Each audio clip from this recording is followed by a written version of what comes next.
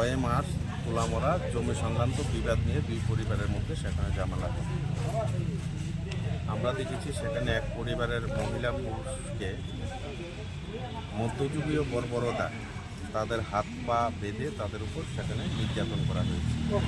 তাদের তরফ থেকে সেখানে থানায় মামলা দায়ের করা হয়েছে। মামলা করার পরেও আজকে 5 দিন অতিক্রান্ত, এখনও পর্যন্ত দুষ্কৃতিকারীদের গ্রেপ্তার করা হয়নি। সেই কারণে আমরা 33 কাকরাবন ব্লক কংগ্রেসের উদ্যোগে আজকে আমরা কাকরাবন থানায় আমরা গিয়েছিলাম। সেখানে আমরা দেখিয়েছি এবং থানার ওসির সাথে আমাদের ডেপুটেশন চলছিল, কথাবার্তা চলছিল। ঠিক সেই সময় কাকরাবন ব্লক মণ্ডল সভাপতি বিশ্বজিৎ বাবু সেই থানার ওসি রুমে গিয়ে সেখানে আমাদের সাথে সেখানে কথা কাটাকাটি হয়। আমরা কেন এসেছি, কেন বিজেপির বিরুদ্ধে সেখানে স্লোগান দিলাম।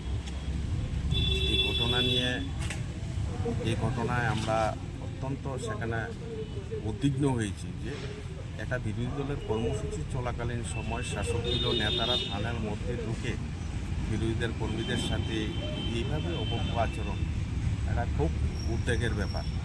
আমরা পরবর্তী সময়ে আমরা জেলা পুলিশ সুপারের সাথে কথা বলেছি এই ঘটনা নিয়ে, কারণ তাদের এমন একটা ভাব দেখলাম যে আমরা যখন থানা থেকে বেরিয়ে আসবো থানার মধ্যেই তাদের আক্রমণ করার একটা মানসিকতা দেখলাম।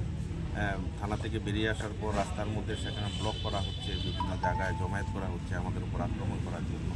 তার পরবর্তী সময় এসডিপিও কাকরাবন থানার ওসির নেতৃত্বে পুলিশ কর্ডন করে আমরা যারা গিয়েছিলাম গাড়ি নিয়ে তাদেরকে উদ্যোগ যখন নিয়ে আসছিল কাকরাবন এলাকার সমাজদ্রোহী, আমরা নামটা সংগ্রহ করব, ওই লোকটাকে চিনতে পেরেছি, নামটা ক্লিয়ার সেখানে মনে করতে পারছি না।